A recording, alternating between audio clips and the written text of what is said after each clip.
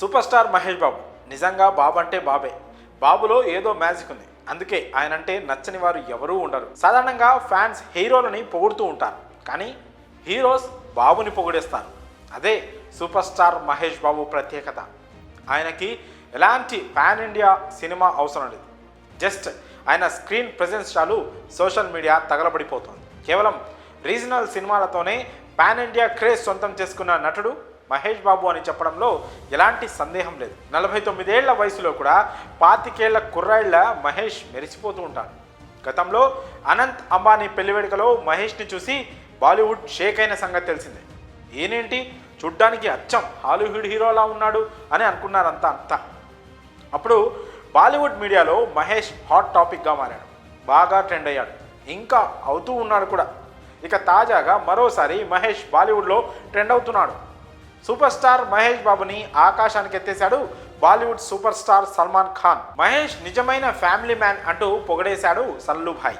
Big boss 18లో Bollywood నటి శిల్పా శిరోద్కర్ హౌస్మేట్గా కొనసాగుతున్న సంగతి తెలిసింది. ఆమె మహేష్ భార్య నమ్రత సోదరి.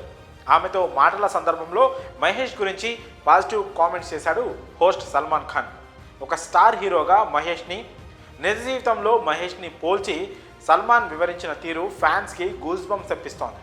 స్క్రీన్పై Mahesh Babu walking style, action, looks విషయంలో స్టైలిష్ సిగ్నేచర్ కలిగి ఉన్నాడు. కానీ నిజ జీవితంలో మహేష్ సాధారణ, నిజమైన ఫ్యామిలీ మ్యాన్ అని సల్మాన్ కామెంట్ చేశాడు.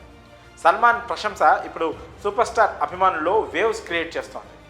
సల్మాన్ మహేష్ బాబు సింప్లిసిటీని ప్రశంసించడం మహేష్ అభిమానులకు హార్ట్ టచింగ్ మూమెంట్గా మారింది. మహేష్ ఏంటో, మహేష్ రేంజ్ ఏంటో మరోసారి సల్మాన్ మాటల ద్వారా రుజువైందని నెటిజన్స్ కామెంట్స్ చేస్తున్నారు. సల్మాన్ వ్యాఖ్యలతో మహేష్ బాబు పేరు బాలీవుడ్లో మరోసారి వైరల్ అవుతోంది. ఇక సల్మాన్ ఖాన్ మహేష్ పోకిరి మూవీని వాంటెడ్ పేరుతో హిందీలో రీమేక్ చేసిన సంగతి తెలిసిందే. ఈ సినిమా అప్పట్లో బ్లాక్ బస్టర్ హిట్ అయ్యింది. దీంతో మహేష్తో అప్పటి నుంచే సల్మాన్కి మంచి రిలేషన్ ఉంది. ఇప్పుడు సల్మాన్ మహేష్ కాంబినేషన్లో ఓ సినిమా రావాలని కూడా ఫ్యాన్స్ కోరుకుంటున్నారు.